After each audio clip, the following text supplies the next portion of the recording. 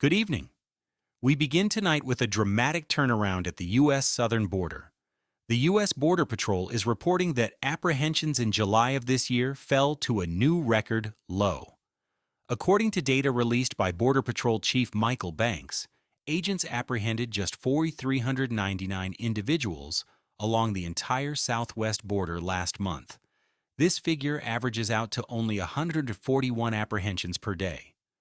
To put that number in perspective, it represents a staggering decrease from the peak of the crisis in December 2023, when the Border Patrol recorded over 249,000 apprehensions, with daily numbers sometimes exceeding 10,000. That surge placed an intense strain on resources in small border communities. For the third consecutive month, officials also report that there have been zero releases of apprehended migrants into the interior of the country. This sharp decline is being attributed by the Trump administration to a series of aggressive policy changes. These measures include the deployment of U.S. troops to the border to support enforcement operations. Additionally, the administration shuttered the CBP One mobile app, which was used by migrants to schedule asylum appointments. That system has been replaced with a new app, CBP Home, designed to facilitate self-deportation.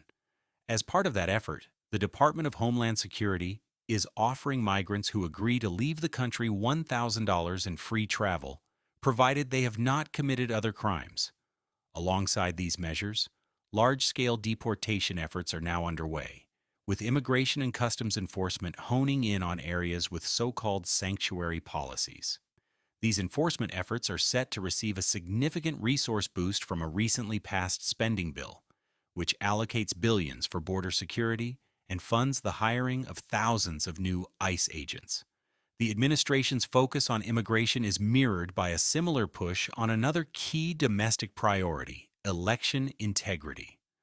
Attorney General Pam Bondi has directed the Department of Justice to conduct a nationwide probe of election practices, with a specific emphasis on identifying and removing non-citizens from state voter registration lists.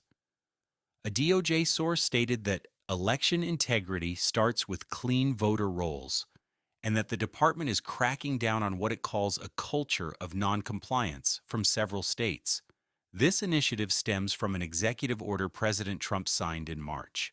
The department's Civil Rights Division is now actively seeking information from states about how they maintain their voter rolls. The requests have been met with mixed responses.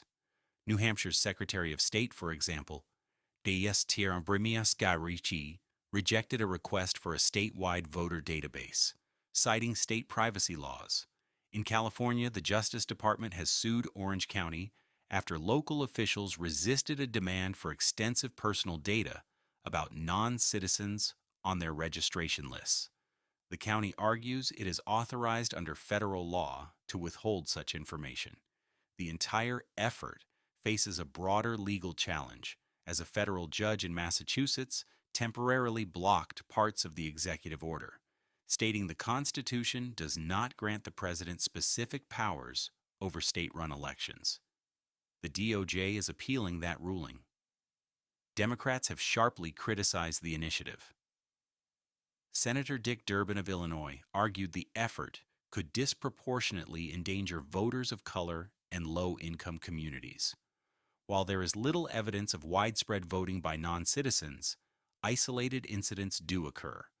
Last year, a Chinese national legally in the U.S. on a student visa was charged with voter fraud and perjury in Michigan after allegedly using his student ID to register and vote. While the Justice Department focuses on election law, other federal agencies are also implementing significant policy shifts. The Department of Veterans Affairs announced a major reversal today, rescinding a Biden-era rule that allowed the agency to provide abortion services. In a memo released Friday, the VA stated it will return to its policy as it stood before September 2022. The department argues that the 2022 change, which was made in response to the Supreme Court's Dobbs decision overturning the federal right to an abortion, was contrary to federal law. The Dobbs ruling returned the authority to regulate abortion to the individual states. The core of the issue lies in the 1992 Veterans Health Care Act. That law outlines the medical benefits package the VA is authorized to provide. While it includes general reproductive care, it explicitly excludes abortions, unless a pregnancy is complicated by a service-connected disability.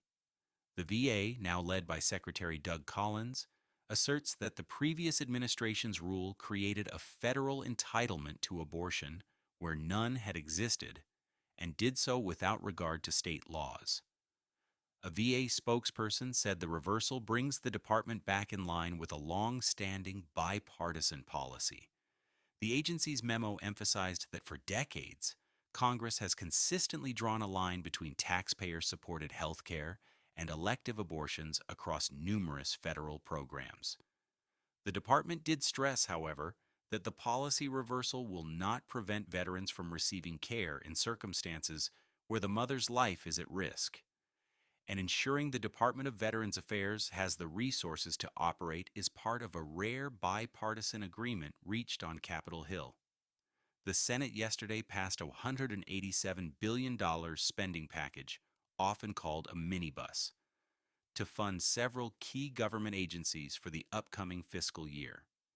The legislation, which passed in two parts with overwhelming bipartisan support, includes appropriations for the Department of Veterans Affairs, the Department of Agriculture, the Food and Drug Administration, and military construction projects. It also funds the operational expenses of the legislative branch itself. The passage marks a significant departure from recent years, representing the first time the Senate has approved any annual funding bills before its traditional August recess. This proactive move is seen as a positive step toward ensuring government stability and avoiding the last-minute budget standoffs and threats of government shutdowns that have become common in Washington. The first bill, funding the VA and other agencies, passed 87-9. The second, funding the legislative branch, passed 81-15. While lawmakers in Washington find some common ground on domestic spending, the administration is turning its attention to escalating international tensions, particularly with Russia. President Trump has ordered 2 nuclear-powered submarines to be positioned in waters near Russia. This significant military maneuver comes in direct response to recent statements from a top Russian security official, which were interpreted by the White House as a threat of a wider war. In a direct challenge to Moscow, President Trump has issued an ultimatum to Russian President Vladimir Putin. The administration has given the Kremlin until next Thursday, August 8th, to enter into serious negotiations to end the war in Ukraine. If the deadline passes without what the White House deems sufficient progress, the U.S. is prepared to impose a new, punishing round of tariffs on Russian goods. This threat is part of a broader, aggressive trade posture by the administration. A separate set of new tariffs targeting countries that have not yet signed a trade deal with the United States is scheduled to go into effect in just 1 week, causing concern among manufacturers and governments impacted by the changes. The combination of military posturing and economic threats marks a significant escalation in the administration's strategy to force a resolution to the conflict in Ukraine. The international community is now watching closely to see how Moscow will respond,